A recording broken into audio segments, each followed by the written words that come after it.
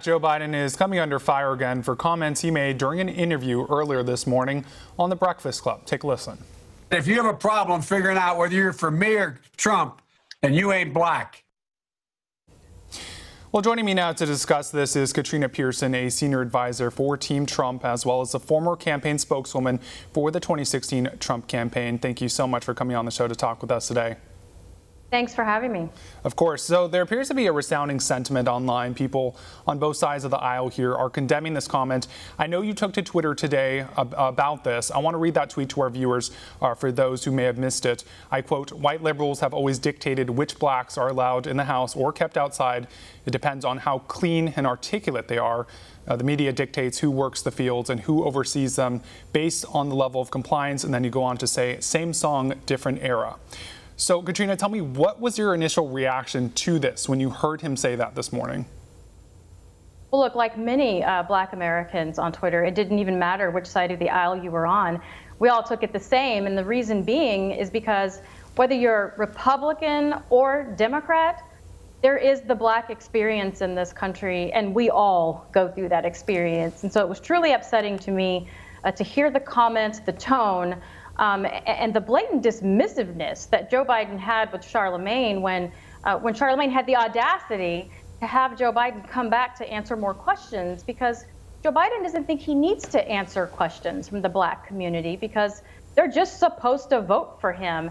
And I've just grown very tired over my years in politics as a Republican of constantly being dehumanized because I don't have this tribal groupthink, because I'm not a Democrat, because I actually support policies that promote entrepreneurship, that promote all of the positive things that have happened in Black communities have actually come from the Republican Party. And so today was really telling for someone like me, being a single Black woman who's raised a Black son, you know, to hear a candidate basically tell me that I'm not Black because I'm not voting for him.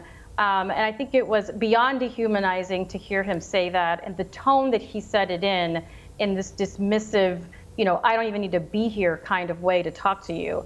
And that's really where that came from, because as a Black Republican, as someone who's been involved in politics, if you're not singing that song or towing that line, the Democrat and the media that supports this type of rhetoric dehumanizes you, berates you, and destroys your character, and I'm just sick of it.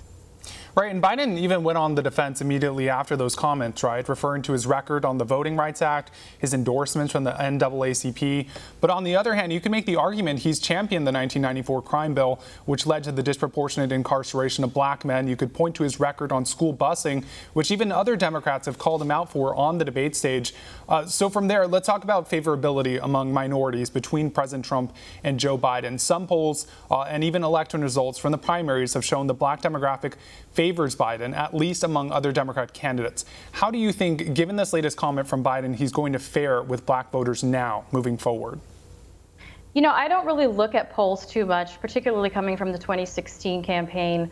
You know, we look at what's actually happening, and you just mentioned a list of things from the past, and I think that Black voters are looking at what matters today, and the facts for today are very simple. Donald J. Trump, as President of the United States, is undoing the damage that white liberals like Joe Biden has caused from that 1994 crime bill, from the socialism, from everything that's gone wrong in Black communities. Our president today is undoing that damage. And I think that's what's going to matter in 2020, because President Trump said it best in 2016 when he talked about the Black communities and the underserved communities of our country. They're all run by Democrats for decades. And he asked the simple question, what do you have to lose? And now Black America can see what can be done when you have a leader in the White House who is committed to your success. So whether you point to criminal justice reform, whether you point to historical Black colleges and universities, whether you point to investment in entrepreneurship, something that our first Black president didn't even do.